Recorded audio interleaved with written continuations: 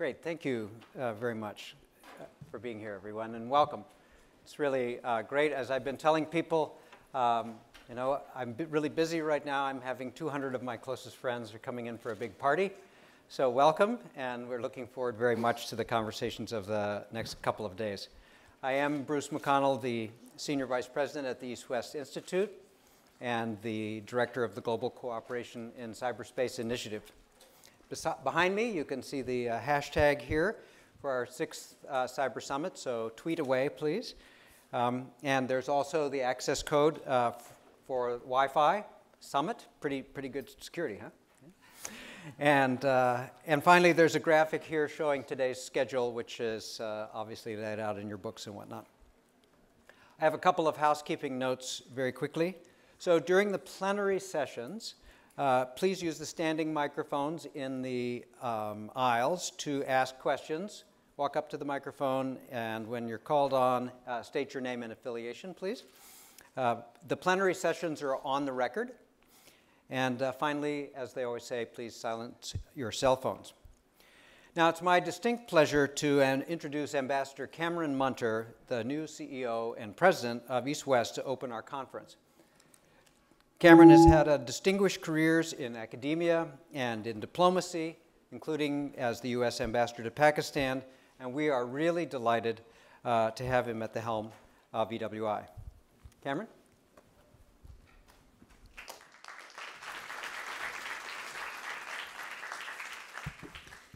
Thank you so much, Bruce, and once again, welcome to all of you. Thank you for joining us for what we really hope will be a very fruitful discussion, a lot of give and take. With all this expertise in the room, certainly a lot on the stage, I think we're going to have a very good discussion.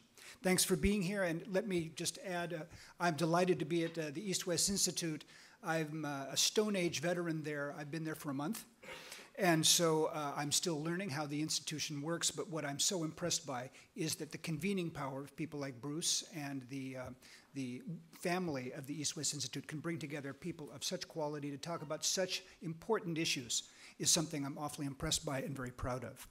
It's great to be at this event, too, because it's, as a recovering historian, I am someone who has written about Westphalia, and to see a bunch of people who understand very technical elements of international cyber issues talking about Westphalian things is something I really want to spend time listening to. But it's also, for all of you, a chance to think of key issues. Cyberspace is a frontier for many issues of global cooperation. And with you, you're all here, 200 people from 40 countries. This frontier is not just a question of borders, it's a question of governments, private sector, civil society, academia. Indeed, that's what East-West Institute is looking at. Solutions to problems that don't limit themselves to states, that don't limit themselves simply to different groups of people in traditional positions of power, but exercising the power of different elements of society. I know a lot of people are working on this issue, and there are many conferences all over the world, and many of you spend time traveling around talking with one another.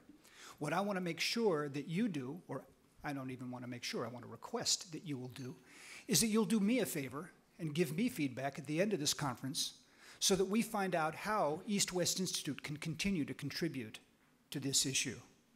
What I'd like to ask you to think about over the time that we're here is 2 questions.